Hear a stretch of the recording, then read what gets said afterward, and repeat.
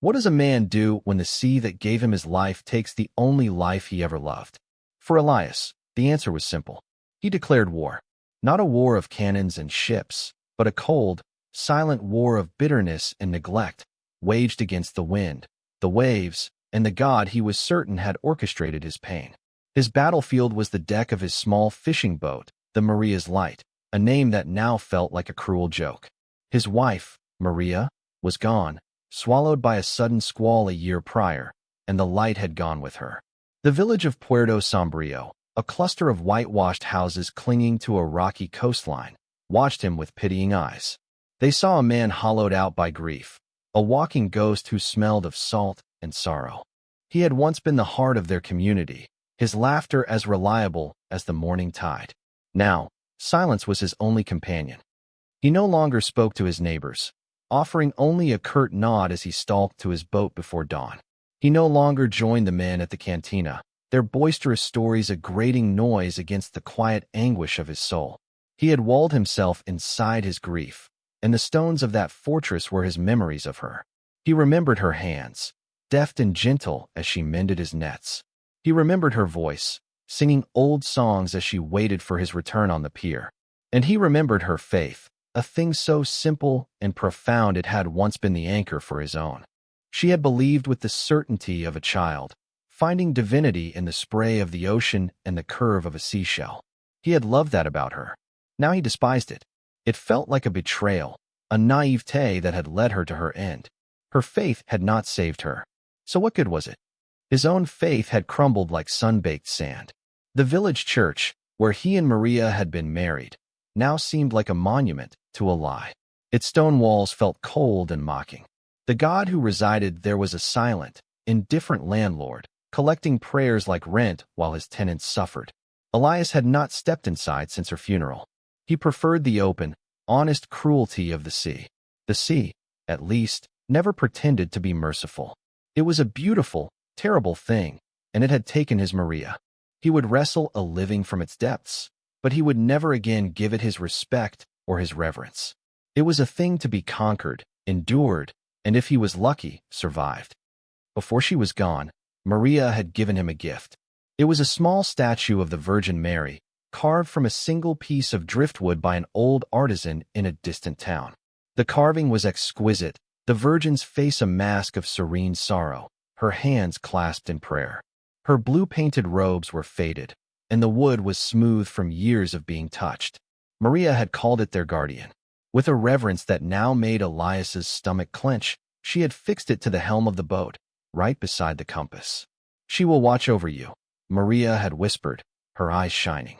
"She is the star of the sea. She will guide you home to me." For years, it had stayed there. Elias would sometimes find himself resting a hand on it during a long voyage, feeling a strange comfort in the cool, worn wood.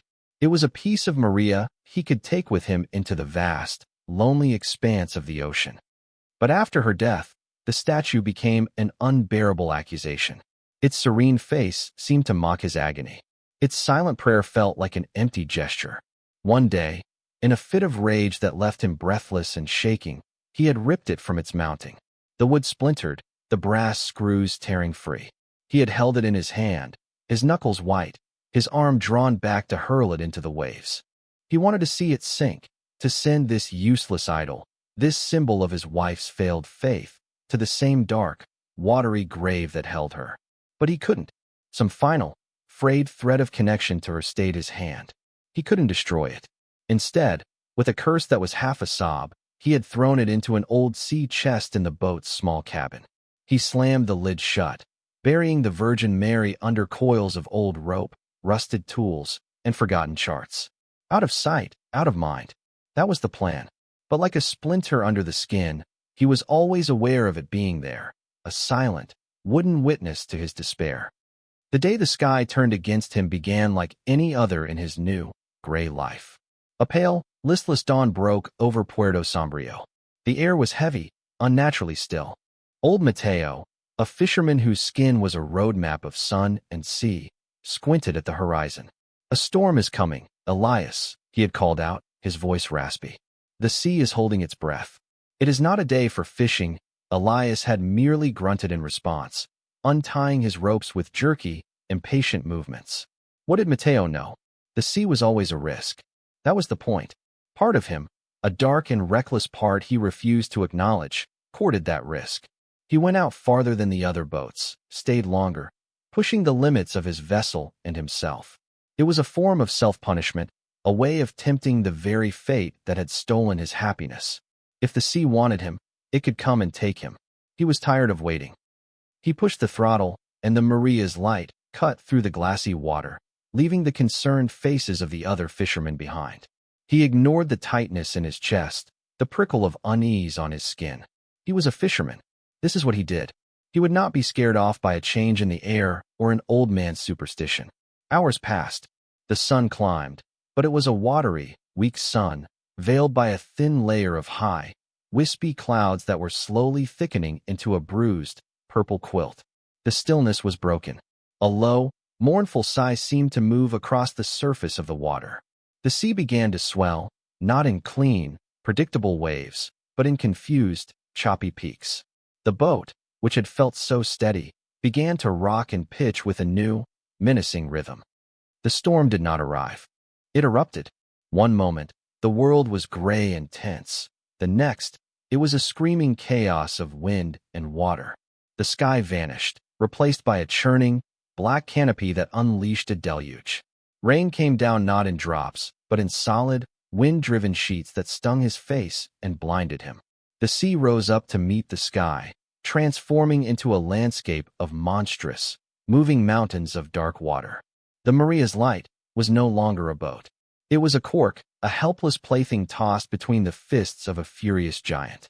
The roar of the wind was deafening, a physical presence that seemed to want to tear the air from his lungs. Elias fought the wheel, his muscles screaming in protest as he tried to keep the boat's nose pointed into the colossal waves. But it was a losing battle. The sea was in control. A wave, larger than the others, a moving wall of liquid darkness, rose up before him. He had no time to brace himself. It crashed over the bow with the force of an explosion, sweeping the deck clean. The world became a blur of white foam and crushing green water. He was thrown from the wheel, his body slamming against the side of the cabin with a sickening crack. Pain, sharp and blinding, shot through his ribs and shoulder. He gasped for air, tasting salt water and blood. The boat groaned under the strain, the sound of splintering wood mixing with the howl of the storm. Water poured into the cabin, and the engine, starved of air, sputtered, coughed, and died. Silence, where the engine's comforting chug had been, was the most terrifying sound of all. He was adrift, powerless. The boat was listing badly, taking on water faster than he could comprehend. He tried to pull himself up, but his arm wouldn't obey, and a fresh wave of agony made him cry out.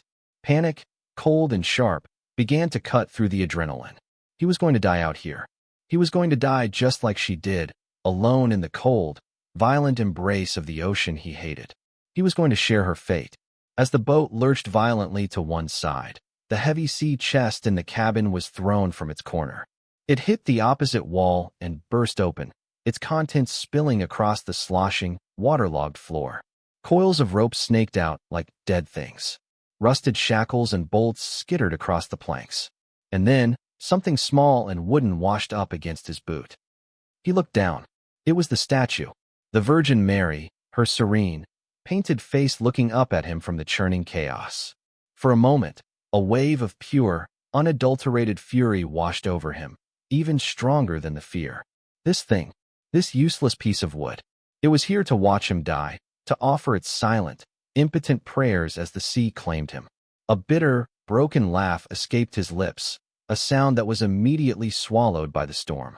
"Is this your protection?" he screamed at the statue, his voice a raw tear in the fabric of the gale. "Is this you, guiding me home?" He raised his good foot to kick it, to send it into the water ahead of him, a final act of defiance against a faith that had failed them both. But as he looked at it, something strange happened. The swirling water in the cabin seemed to avoid the small statue, creating a tiny, almost imperceptible island of calm around it. The wind, which had been a constant, high-pitched shriek, seemed to dip for a moment, and in that fleeting quiet, he thought he heard a whisper. It was a single word, impossibly clear, like a memory surfacing from the deep. Maria? It was his wife's name. Or was it a prayer? He lowered his foot, confusion warring with his anger. He stared at the carved face, and for the first time in a year, he didn't see a mockery. He saw sorrow, a deep, profound sorrow that seemed to mirror his own. It was not the serene, distant face of a goddess. It was the face of a mother who had lost a child. He didn't have time to process the thought. Another rogue wave, a final, fatal blow, slammed into the side of the crippled boat. The groaning of stress would turn into a final, catastrophic crack. The Maria's light was breaking apart beneath him. The deck canted sharply, and he lost his footing, sliding across the wet planks. The sea, which had been trying to get in, now claimed the vessel entirely. The boat capsized, rolling over and plunging him into the maelstrom. The cold was a shock that stole his breath and paralyzed his limbs. It was a physical assault, an icy fist clenching around his heart. He was under the water, tossed and turned in a disorienting world of blackness and pressure. His lungs burned, screaming for air he did not have. He struggled toward the surface, his instincts fighting against the pull of the depths, but his injured body was weak. Salt water flooded his mouth and nose. This was it. The end. The darkness began to close in, the roaring of the storm fading into a dull hum in his ears. He was sinking, and as he sank, a strange peace began to settle over him. The fight was over. He would be with Maria soon. His last conscious thought was of her face, not as he remembered it from their life together, but an image he had never seen before. It was a memory of her hands, carefully placing the small wooden statue at the boat's helm. Her expression was one of absolute, untroubled faith. And then, from the crushing darkness below, a light began to grow. It wasn't a harsh light, but a soft, gentle luminescence, the color of a deep blue twilight. It did not push the darkness away but seemed to coexist with it, a beacon of impossible calm in the heart of the chaos. Within the light, he felt a presence. It had no form, no voice, but it was distinctly and powerfully feminine. It was a feeling, an overwhelming sensation of compassion that was so immense it seemed to hold the entire ocean, the entire storm, and his own small, dying self within its embrace. It was the love of a mother for a suffering child. There was no judgment for his anger, no condemnation for his doubt. There was only a profound, heartbreaking sorrow for his pain, and a love that was as deep and as vast as the sea itself. A message was conveyed to him, not in words, but infused directly into his spirit, a single, undeniable truth that resonated in the core of his being. My son, it is not your time. Live. The light intensified, warm and brilliant, and then everything went black. Consciousness returned with a violent, racking cough. He vomited seawater, his body convulsing as his lungs expelled the brine. He was on the surface, the rain now a cold, steady drizzle against his skin. The storm had broken. The waves were still high, but the apocalyptic fury was gone, replaced by a gray, exhausted swell. He was clinging to something. A large piece of the boat's shattered hull, a makeshift raft. His head lolled to the side, and he saw his hand. His fingers were locked in a death grip around something small and hard. It was the statue, the Virgin Mary. He had no memory of grabbing it. It must have been pure instinct, the last desperate act of a drowning man reaching for anything solid. Or perhaps it was something else. He didn't know. He only knew that it was in his hand, and he was alive. He stared at the small wooden figure, its painted robes streaked with salt, its face still impossibly serene. The rage was gone. The bitterness had been washed away, purged from his soul by the cold depths. In its place was a feeling he had not known for a very long time.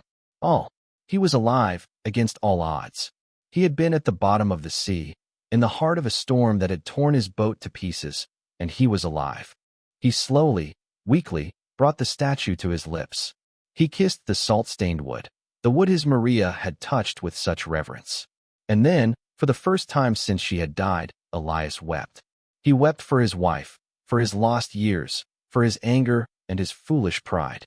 They were not tears of grief, but tears of release, of a gratitude so profound it felt like it was breaking him open and putting him back together, newer and cleaner than before. He didn't know how long he floated there, drifting on the gray, heaving sea, clutching the small piece of wood. It could have been hours or an eternity. He was weak, cold, and in pain, but he was not alone. The feeling of that compassionate presence lingered, a warmth in his chest that fought back the chill of the water. Eventually, a shape emerged from the gray mist. A boat. It was Mateo's boat, the pescator. He had come out looking for him, risking his own life in the aftermath of the storm. Hope, a feeling so foreign it was almost painful, surged through Elias. He tried to call out, but his voice was a weak croak. He raised his arm, the one that wasn't broken, the one holding the statue, and waved it feebly. They saw him. The boat changed course, cutting through the swell toward him. Hands, strong and calloused, reached down and hauled his broken body from the water. They laid him on the deck, wrapping him in rough blankets. Mateo knelt beside him, his weathered face etched with relief and disbelief. "Elias," he breathed, his voice thick with emotion. "By God, we thought you were lost." Elias could only look at him, his eyes filled with the tears he could no longer hold back. Mateo's gaze fell to Elias's hand, to the small wooden statue he was still clutching as if it were his own heart. The old fisherman's eyes widened. He knew the statue. Everyone in the village knew the statue Maria had placed on the Maria's light. He looked from the statue to Elias's face, and a look of profound understanding dawned. Without a word, Mateo slowly, reverently, made the sign of the cross over his own chest. The other men on the boat saw it, and they fell silent, their expressions a mixture of shock and wonder. No words were needed. The miracle was lying there on their deck, breathing, weeping, and holding on to his salvation. The news of his survival spread through Puerto Sombrio before the pescator even reached the docks. When they arrived, the entire village was waiting on the pier. They watched in hushed silence as Mateo and his crew helped Elias onto the shore. They saw his injuries, his exhaustion, and the splintered wreckage of his life. But they also saw the transformation. The hard, bitter mask he had worn for a year was gone. His eyes, though filled with pain, were clear. And in his hand, held gently now, was the Virgin's statue. The villagers stared, and a collective murmur went through the crowd. They knew that no man should have survived such a storm. They knew his boat was gone. Yet here he was. The impossible had happened.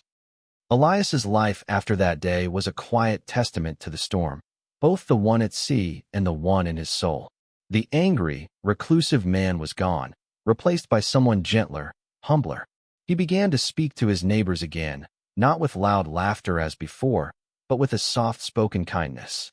He helped mend their nets, shared his meager savings with a family in need, and listened to their troubles with an empathetic ear.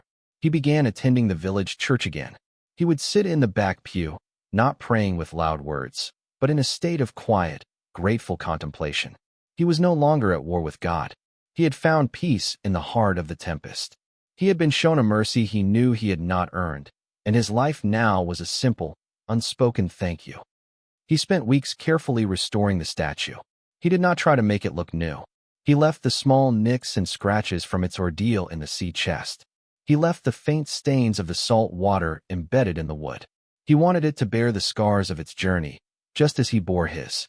The cracks were part of its story. They were part of his. When it was finished, he did not keep it for himself. One Sunday morning, after the service, he walked to the front of the church and gave it to the priest. He told his story then, for the first and only time, to the entire village. He spoke of his anger, his despair, and the moment in the crushing deep when he felt a love that saved him. He spoke not as a hero, but as a humbled man who had been given a second chance. The statue was placed in a small, candlelit alcove near the altar. It became known as the Virgin of the Storm. Fishermen would touch its base before heading out to sea. Women would come to light a candle and say a quiet prayer for a sick child or a troubled heart. The small wooden figure, once discarded in anger, became the heart of Puerto Sombrio, a permanent reminder that even in the deepest darkness, in the most violent storm, faith is not a shield that prevents suffering, but a light that guides you through it.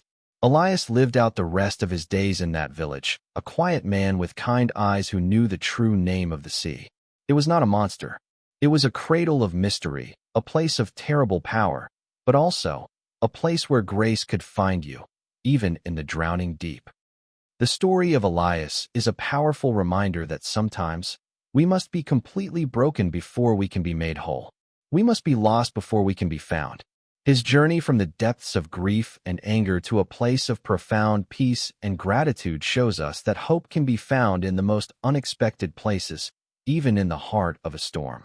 It is a testament to the idea that surrender is not weakness, but the first step toward a strength we never knew we possessed.